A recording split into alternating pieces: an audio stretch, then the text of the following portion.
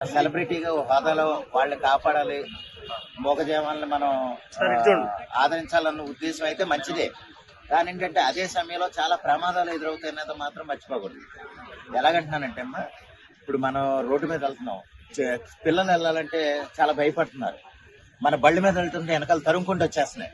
బళ్ళ మీద వెళ్ళే వాళ్ళు కూడా ఏదో ఏదో వచ్చినట్టుగా అలా చాలా ప్రమాదాలు. యాక్చువల్గా వాళ్ళు పోషించేదానికంటే కుక్కల వల్ల, వీధి కుక్కల వల్ల ప్రమాదాలే ఎక్కువ.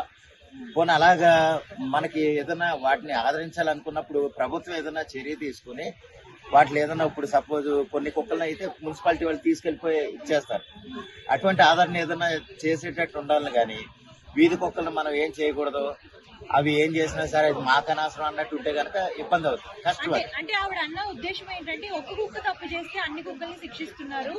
సో చాలా మంది అత్యాచారాలు చేసిన వాళ్ళు ఉన్నారు, మరి వాళ్ళకి ఎందుకు ఎట్ టైం శిక్ష పడట్లేదు, వాళ్ళని ఎందుకు శిక్షించట్లేదు, మరి కుక్కలకి ఎందుకు ఇట్లాగా నోరు లేదనా ఇలా ఎందుకు శిక్షిస్తున్నారు అని అంటారు. ఎలాగంటేనమ్మా, అది ఒక దాని అన్నప్పుడు అన్నిటినీ మనం అనకూడదు, కరెక్టే. అలాగని ఏంటంటే ఏది అటువంటిదో మనకు తెలియదు కదా.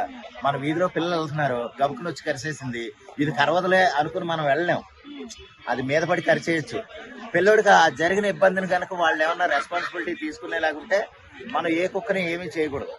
పోనీ అలాగని కరిసేసిన తర్వాత వాళ్ళు ఏదో చూపిస్తారు అన్నది కూడా కరెక్ట్ కాదు. ముందు దాని నుంచి దూరంగా ఉండు. ఇప్పుడు పాము వచ్చింది, ఇంచుమించుగా చెప్పాలంటే అది కూడా అటువంటిదే. అది కాటేస్తే అలా చచ్చిపోతారు. కుక్క కూడా కరిస్తే ఆల్మోస్ట్ ఏ వైద్యం కూడా చేయించుకోకపోతే కనుక చచ్చిపోతారు. అటువంటిది ఏంటంటే వీధి కుక్కల విషయంలో మాత్రం పిల్లలు కానీ పెద్దోళ్ళు కానీ జాగ్రత్తగా ఉండాలి. ఎందుకమ్మా, చాలా సార్లు ఒక్కోసారి వీధిలో మనం బండి వేసుకుని వెళ్తూ ఉంటే తరుముకుంటా మీదకి వస్తాయి. అసలు కార్లు వెళ్తూ ఉన్నా సరే మీద తరుముకుంటా వస్తాయి. అది యాక్చువల్గా బండి మీద వెళ్ళే వాళ్ళు అయితే నేనే భయపడిన సందర్భాలు చాలా ఉన్నాయి. మీదకి వచ్చి కరుస్తూ ఉంటే కాళ్ళు పైకి లేపో మనం ఏదో తప్పించుకోవడానికి మనం వెళ్ళడానికి చూస్తాం. అటువంటి అప్పుడు ఏంటంటే మనం వీధి కుక్కల నుంచి అయితే కొంచెం సమస్యలు ఉన్నాయి. మనం అది మహానగరంలో దాదాపు వీధి కుక్కల వల్ల 5-6 సంవత్సరాల చిన్నపిల్లలు చాలా మంది చనిపోవడం, ప్రభుత్వం స్ట్రాంగ్ యాక్షన్ తీసుకోవడం.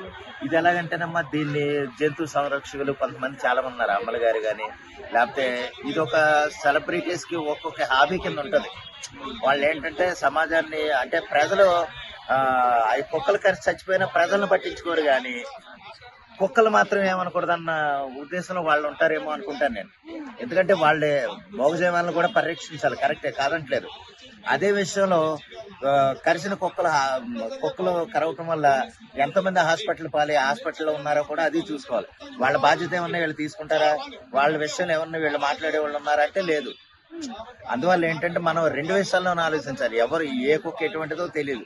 అటువంటిప్పుడు అది కరిసేసింది, మనం ఆ కుక్క కరిసింది కాబట్టి మనం అదేదో కరిసింది, కానీ అన్ని కుక్కల్ని మీరు ఎలాగంటారు అన్న విషయాలు అయితే అనకూడదు అనేది నా ఉద్దేశం. కుక్కల గురించి కాదు, దోమల వల్ల కూడా చాలా మంది చనిపోతున్నారు కదా, వాటి గురించి యాక్షన్ తీసుకోవట్లేదు. అలాగే చాలా జంతువుల వల్ల చాలా మంది చనిపోతున్నారు, చాలా ఫీవర్స్ రావడం, ఇట్లా రావడం వల్ల. ఇప్పుడు ఎలాగంటే నేను అనేది దోమల వల్ల చనిపోతున్నాం, కరెక్టే.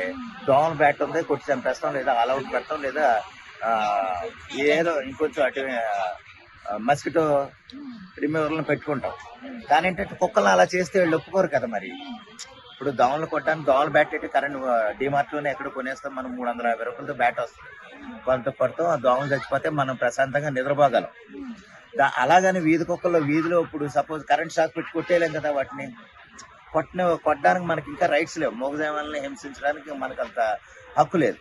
అయితే అంటే చట్టాలు అలాగున్నాయి కాబట్టి వీళ్ళు ఏదైనా మాట్లాడుతున్నారేమో, కానీ ఒక్క కుక్క కరిసిన ఆ కుక్కను వెంటనే ఇది మున్సిపాలిటీ వాళ్ళకి అప్పచెప్పండి అన్న గవర్నమెంట్ ఆర్డర్ ఏమన్నా వస్తే కనుక వీధి కుక్క అనేది ఉండదనేది నా ఉద్దేశం.